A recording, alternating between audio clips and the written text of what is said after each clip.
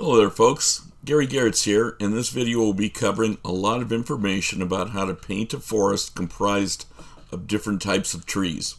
Though I will be using one main reference photo as my base image, I will be inserting various other trees into the composition to show a wide variety of techniques and designs.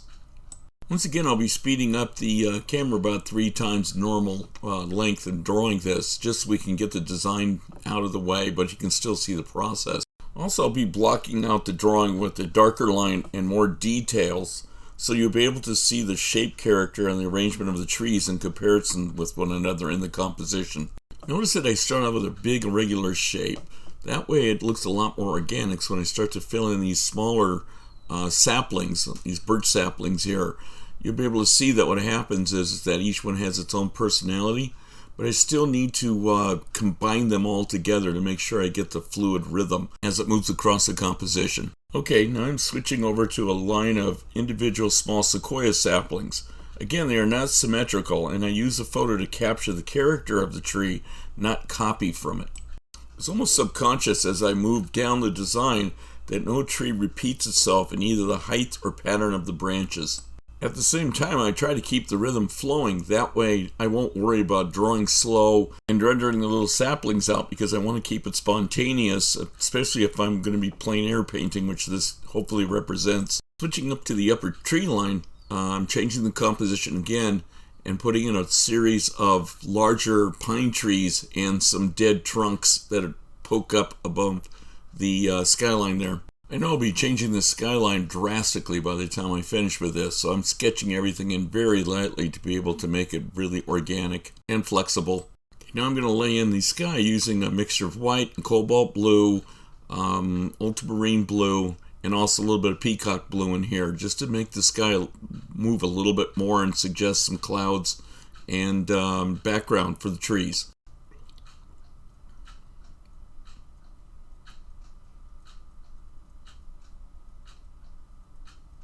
Now that we got the sky in, I'm going to take the less threatening part of the composition, is that mid-level background, and lay that in with some saturated colors. I have a tendency to work a little bit more saturated first, because I know I'm going to be mixing other colors and putting them over the top.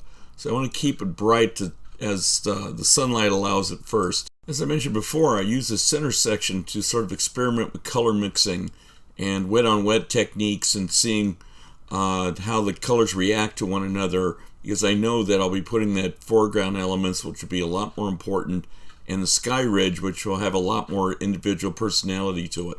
Then I just knock in a couple of smaller, darker trees in the background using probably some Windsor green and a little bit of ultramarine and some brown, just to see what that does in the background in relationship to sort of organizing it and populating it a little bit. I'm placing my palette in here so you can see some basic color mixing here, and using probably some lemon yellow, a little bit of peacock blue, moving that over. You can see that I'm keeping that fairly saturated and moving that pool of color from the left into it if I need to darken some areas up a little bit.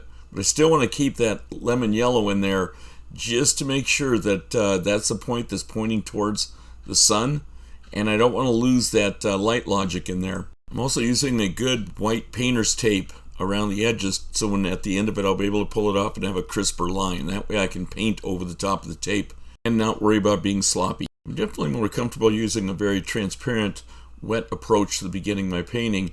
That way I can see the way that all the colors interact one another, and I can lay opaque painting over the top of it as I go along.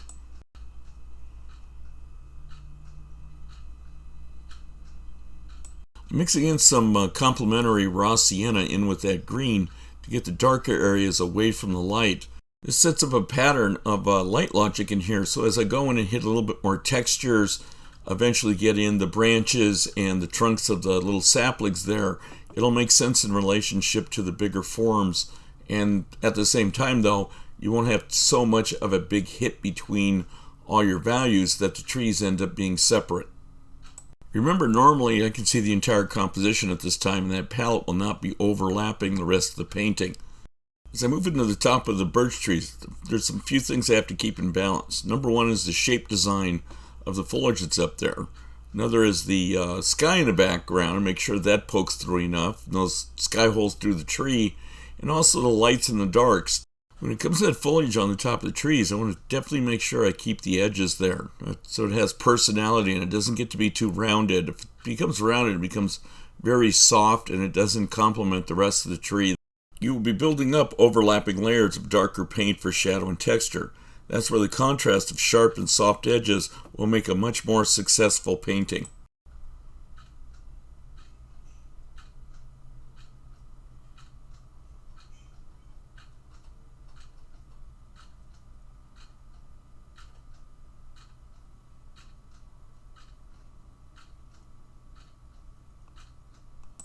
At this point, I come in with a little white and cadmium yellow to freshen it up and give more highlights. Now I know that paint will dry darker, so I make sure that I keep the intensity level up so it'll highlight the light coming in from the right. Same methodology goes for these pine trees. Right now I'm hitting the lights on the top of the different pieces of foliage because I know I'm going to be putting shadows back underneath them eventually.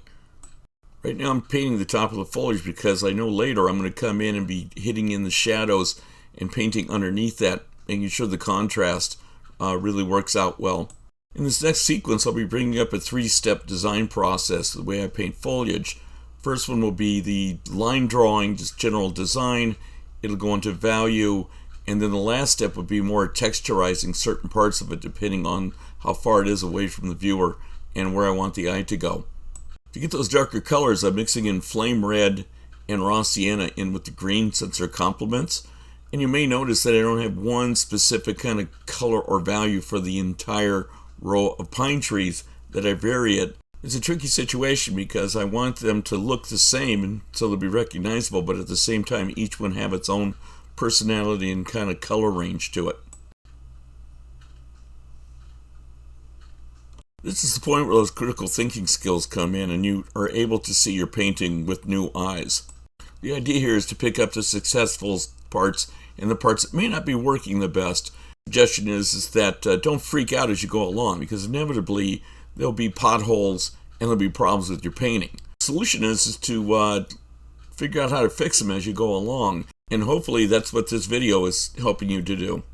One big problem in my own painting here is I've realized that my trees are becoming very symmetrical. The rhythm is about the same distance apart and becoming about the same height. So one of the things I have to do is sort of chop more holes or more ditches into the silhouettes of these plants, and also change the rhythm and distance and measurements between the trees. So there's much more of a flow, but it's a little bit more on the organic side. I don't want to make them look like they're been planted at a Christmas tree lot.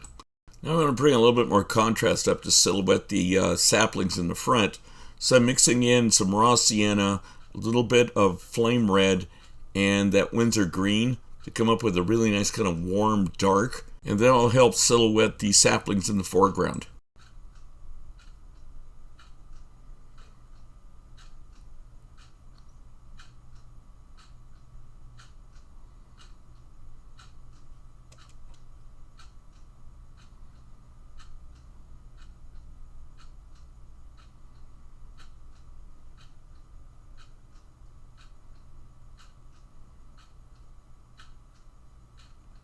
Still a mess, but at least it's a little bit more of a cohesive mess. If you get a chance, go back into the video and take a look at the color mixing on my palette.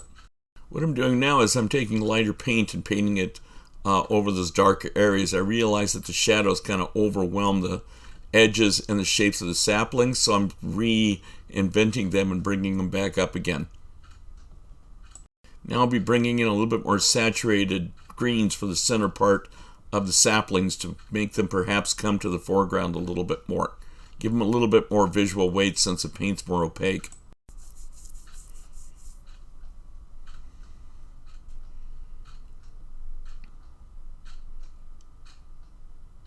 For the sake of the demo, what I'm going to do is I'm going to change the birch tree saplings on the right and instead make them little sequoia tree saplings, much more of a pine tree look to them.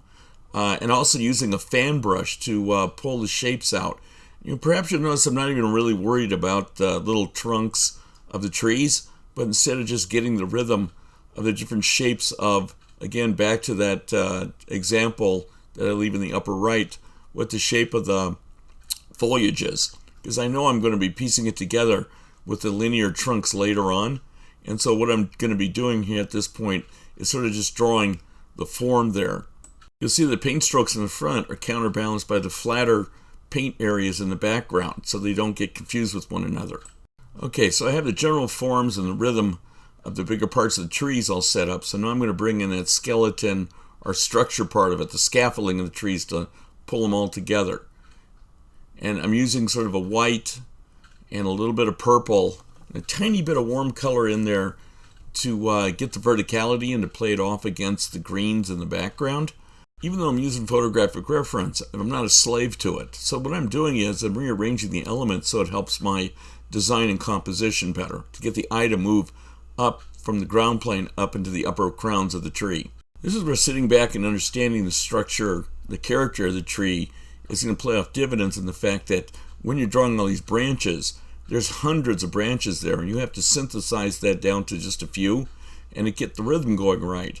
So when you're drawing this, say that birch tree that I have here, I'm sort of doing a combination of rigid and curving line. Also, the paint I'm using is a combination of reds and blues and greens, so I get a nice intense darker color rather than the black that it may appear to be. If you look at the way I'm using the brush, is that I've got this one color mixture here, and sometimes I'm going up from the trunk upwards, making thinner strokes, but sometimes I start up above and then drag it down to the trunk just to get different paint mixtures, so I get a variety there. But as I said before, frequently I'm making mistakes, but I'm not really changing them a lot, because as I do that, I don't want to make it look static and like I've overly studied it. And I want that freshness and that rhythm to be pulled into those branches so it complements the naturalness of the tree. A couple of little tricks I'll use is, number one, if the tree branch looks a little bit too much the same line quality, I'll take the tip of my finger while it's wet and then just flick little edges on it to perhaps lighten up the paint in some areas. The other one is to constantly be turning the brush so the mixture will change, and I'll come up with a sharp edge with more paint on one side and perhaps a duller edge where I flatten the brush out while I'm painting on the other edge.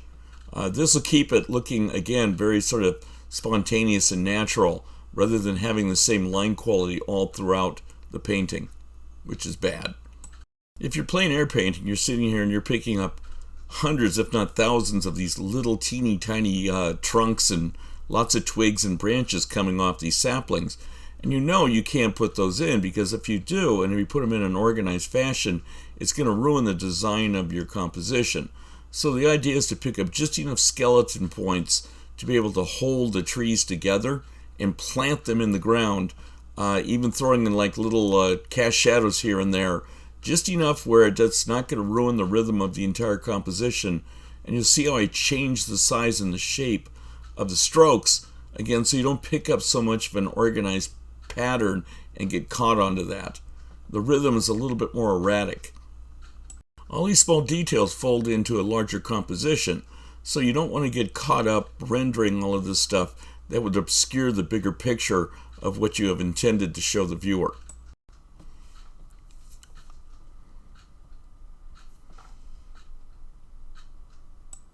Moving on to these tall pines, I'm using the reference photo obviously for information, but not copying off of it. So when painting different pieces of a forest with different trees, I usually try to have like a little buffer area, so that red that I'm painting in there, which is a red violet with green in it, silhouettes the trees in front of it, but at the same time it sort of segues into the difference between, say, the rounded aspen trees and the pine trees.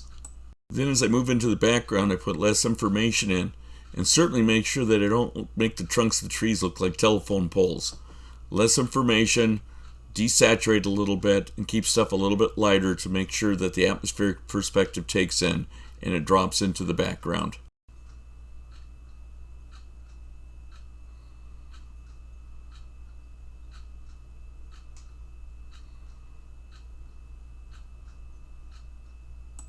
In this group of trees, I want to make sure I get some full-bodied one, very fully foliaged, all the way down to these sort of bare, dead pine trees that kind of stick up like giant toothpicks out of the ground.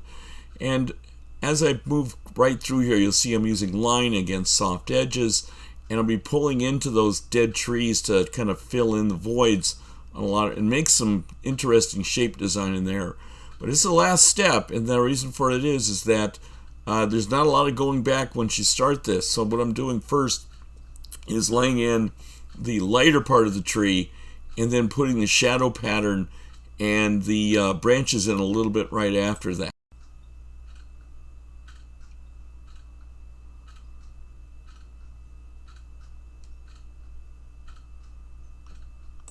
While I'm waiting for the paint to dry on those, I'm going to go back into these saplings and anchor them into the ground, give them a lot more personality and a lot more visual weight, and even hit the shadow off the trees in the background right before it hits the ground there. You'll see this kind of horizontal shadow that I'll put across there to give the idea of depth.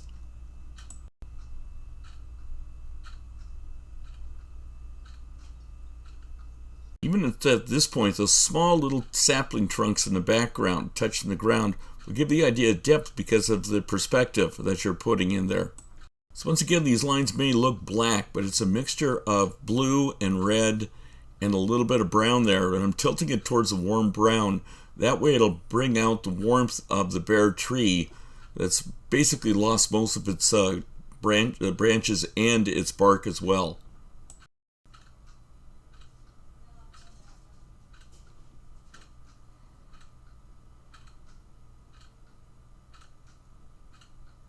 Perhaps you notice that I'm very conscientious about having the side on the right a little bit longer with slightly more curving strokes, maybe even with some little sub-branches, and then having shorter, straighter ones on the left-hand side, making sure the trees are not symmetrical, but they have sort of more of a natural kind of growth pattern to them.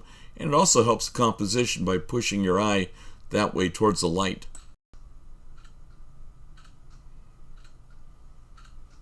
So at this point we push out. You can see the abstractness to the inside and then the organized sort of chaos of nature right before I pull the tape off and get the crisp edge of the final painting. It's important to remember that I threw the kitchen sink at this, so it's got a lot of techniques in it, so it might not be as cohesive as normal. But here's a reference photo and the final painting together so you can see all the different changes, edits, and additions that I made.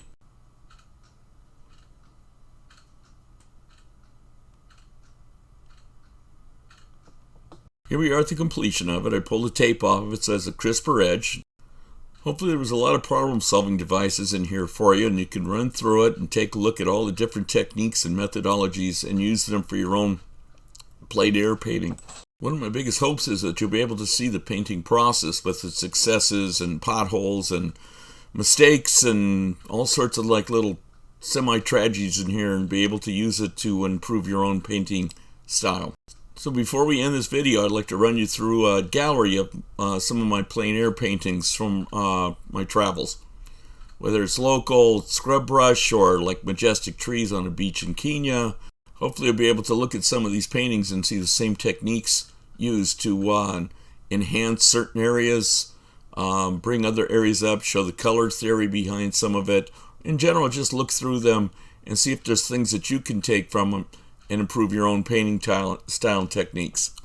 So before we go, I want hopefully you'll subscribe, like this, even leave some comments, and by all means take a look through the other videos that I supply here on this channel, and go to these other contact points if you want to take a look at some of my other artwork.